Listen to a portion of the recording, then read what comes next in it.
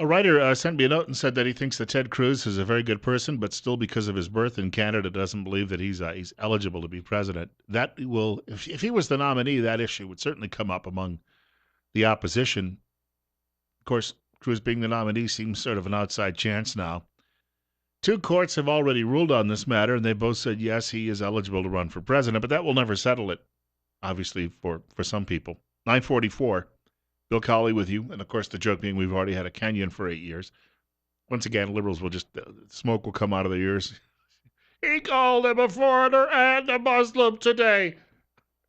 No, I just think he's a communist atheist. How's that? Godless communist atheist who hates America and is doing his best to destroy it. Will that make you feel any better?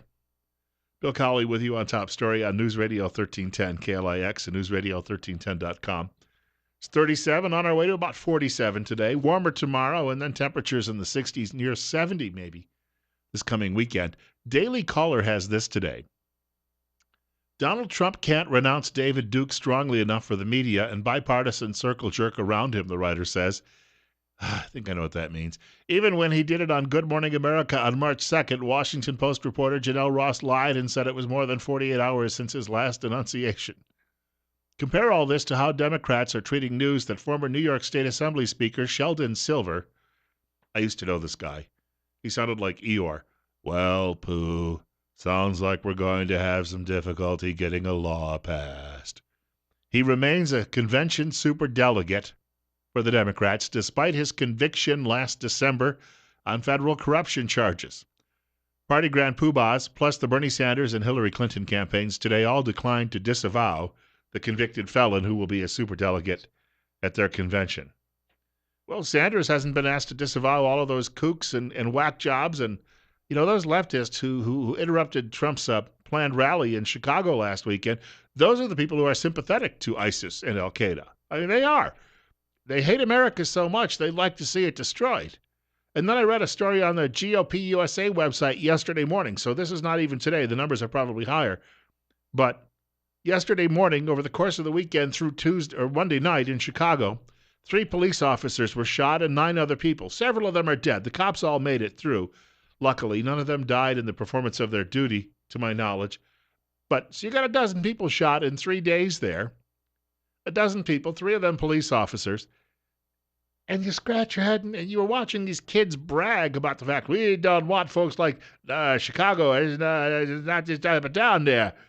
And I'm not mocking the way they talk. I'm telling you that's exactly how they talk. They can't speak English, and then they wonder why they can't get ahead in this world. If you walk around talking like one of Fat Albert's buddies, you're not going to become a corporate CEO. It's just not. It's like people walking around with tattoos all over their faces. Nobody really wants you in the corporate boardroom. You've condemned yourself to a life of penury. 947, Bill Colley with you on Top Story on News Radio 1310 KLIX and newsradio1310.com. To them, that's their lifestyle. That's the way they want to live. Half a dozen people shot up every day. Donald Trump comes to town and talks about perhaps, ending some of this because we'll perhaps remove some of the drug dealers from the country who are coming here from other parts of the world, and they get all bent out of shape. Trump, in fact, was speaking about this at his victory rally last night. And he was saying, he had a group was trying to watch a golf tournament with a group of sponsors. They sponsor one of his tournaments. They were from General Motors. And he said all of the attacks on him lately are a little uncomfortable. I mean, it's been an interesting experience. Last week, Adam Scott won at Trump National Doral, won the big tournament, the World Championship of Golf. And Adam, who's a great guy, I guess a lot of you folks saw that, but I'm watching, and we have television screens all over, and we're down at this gorgeous green at Doral, and everything's working beautifully, and then a commercial comes on, the worst commercial, and I'm with these wonderful people from Cadillac and all these top executives, and I'm saying, look over there, look, don't watch it, you don't want to watch it. I'm saying, isn't the grass beautiful? Look, don't watch. And they came in waves, one after another, and it was brutal. And I'm not going to sit here and talk about Donald Trump's 3 wives and Donald Trump, his casinos and everything else. I want someone who will be better than Bernie or Hillary. And right now, he's the guy. And you know what? it's been on the books in this country. We had a border wall that passed the legislation in 2006. Let's get with the program. That's not an endorsement of Trump, but he's just saying to a lot of people once more, quit lying to the public. You're up next. You're on the air with Bill Colley on Top Story. Yeah, good morning, Bill. I pray to God that Donald Trump is real. I hope he's not one of them, because I really think he's going to get the Republican nomination.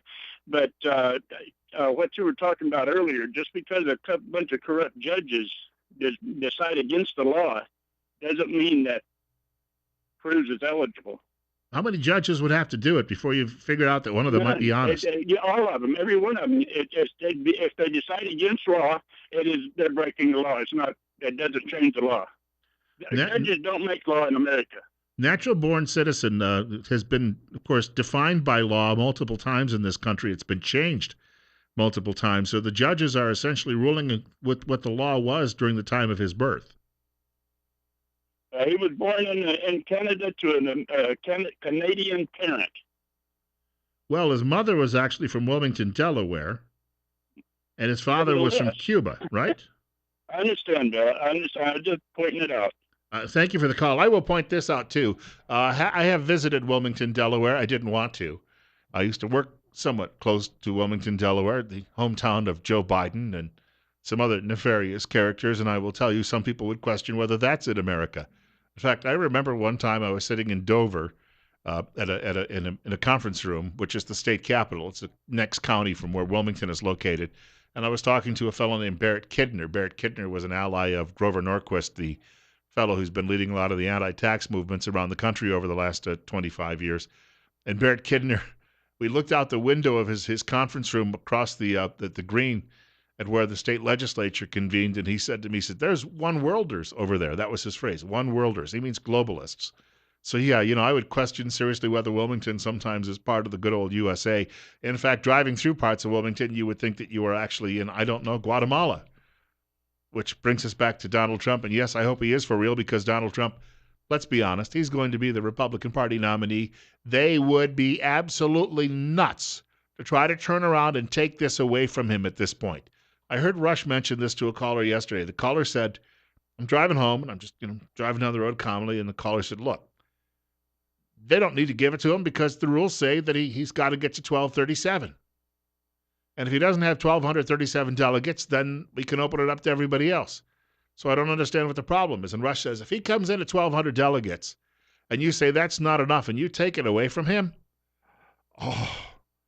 oh my Lord, the Republican Party will lose this election so badly to the socialists.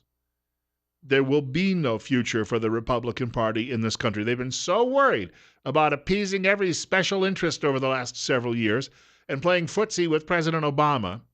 And then if they turn around and say, well, the future is really about brown people and black people and yellow people, and, it's not about let's let white America die out. Well, white America, for all of this talk that, you whiteys aren't going to be the majority in a couple of decades, you know what? We're going to be the plurality, probably forever. Nobody else is going to be the majority. We may not have 50% come 2030 or 2040 or 2050. But if we end up with 45 and everybody else has 15 or 18 at best, Whitey's vote is still going to be very, very important. 736-0300. You can reach our program at that number. News Radio 1310 KLIX and newsradio1310.com. You're up next. You're on the air. Well, from your last caller, he's all about this birthing thing. And yes, he was born in Canada. And yes, because of their laws, similar to our stupid laws, which I disagree with you when you read how it's written about being born in the country, he ended up with a dual citizenship. Because he was born in Canada, he ended up being Canadian. Because he had an American parent, he was an American. So he had both ways. And they're arguing that point, but yet they're willing to vote for Donald Trump, that has been a Democrat his whole life, up till the time that he's ready to do it. I don't understand this logic whatsoever. Well, keep in mind, too, the courts, the two courts that have had to make a ruling on this, or been asked to make a ruling on it, they're not interpreting natural born citizen. What they're doing is they're letting Congress interpret that. And in 1970, the law, it's been changed multiple times. It's not the same now, but in 1970, the way Congress had written that law, it said that Ted Cruz was then a natural born citizen. So the court looks at it and says they're not ruling in 2016 or 2015. They're ruling by the 1970 law when Cruz was born. Yeah, but by some of these guys' standards, we can have somebody that was born here through illegal parents and say that they're qualified. But yet he's not when he had a legal parent and he had dual citizenship from the day of birth. Well, and I'll go a step further. If somebody came to Jerome, for instance, illegally and settled down and they had children here, and then 30, 40 years from now, their child is running for president, I would say that child is an American citizen. I'll go that far. I don't care if the parents were here illegally. If the child was born over here at the local hospital, I think that by that logic, that makes that child an American. Okay, and then we can agree to disagree on that, because if you read how that was done, plus the letter of intent for that amendment, it doesn't say anything about that. But it's been interpreted that way over the years, so therefore it has been adopted that way, right? Just like you said. So again, so that same theory follows suit with Cruz being a dual citizenship because his parent was an American citizen while they were working in Canada. And he just gave up his Canadian citizenship a couple of years ago. He could have gone back there up until 2013, I think it was, and run for prime minister if he'd wanted to do it. Correct, but he did it. He did it because of the brouhaha that was going on here, and I don't know. It's all stems with the whole thing with Obama, and once they found out he was born in the U.S., it was done. So what's the difference? I don't get it. Yeah, I thank you very much for the telephone call and the input. 955. If Cruz had actually decided to become choose Canadian citizenship versus American, United States, as you've got to say at the border, they give you a dirty look, those Canadians, if you say American, because they live in North America. So you say United States when, what's your citizenship? United States. Make sure you get that out. But if Cruz, I'll tell you what, the Canadian people don't know it, but they would have been a lot better with him as a prime minister than what they ended up with. 956. The Obamas, of course, threw a state dinner for Justin Trudeau the other day. Did you see where the Obama children wore $20,000 gowns? Now, maybe they had to give them back, and I suppose you dry clean them, Although, this one has Malia's sweat on it. It's now worth $35,000. There'd be somebody out there who'd bid up that price. Oh, let me smell it. I don't know if the president would like you doing that, but that's people, They used to like sweaty scarves from Elvis Presley. So I just, some celebrity watchers out there don't have anything else going on in their lives. So the girls wore $20,000 gowns to this state dinner, and Justin Trudeau, serenaded them. Maybe people ought to be asking what his interest in underage girls are. He is Canadian after all. 957. Bill Colley with you on Top Story on News Radio 1310. His father liked young women too. And his mother liked rock stars and used to, play around behind his father's back until that caused the dissolution of their. We think Donald Trump is awful, don't we? Yeah. Well, once more, Donald Trump, if he's the Republican nominee, if the party doesn't screw this up, Donald Trump's the next president of the United States. And I know Lefty doesn't think so, and Lefty says, well, look at these polls. Well, in early October of 1980, Jimmy Carter had a huge lead over Ronald Reagan. And guess what happened? Yeah. I remember that. I'm old enough to I was just my very first vote, 1980. Got to register on my birthday. It was the last day to register to vote in the general election, and I got to vote. But I'm telling you right now, Donald Trump will humiliate Hillary Clinton in the coming months after they both get their party nominations. That is, if she's not yet, fighting her her extradition. Her extradition to federal court. 957, coming up on 958. Bill Colley with you on Top Story. As I mentioned earlier, Rush Limbaugh. He'll have a lot more on this coming up in just a few minutes. Rush Limbaugh next, following the news at 10 o'clock from Fox. Sean Hannity following 1 o'clock news this afternoon. Glenn Beck following 4 o'clock news. And then just after 7 o'clock news tonight, it's Dave Ramsey. Right here on News Radio 1310, KLIX. and newsradio1310.com.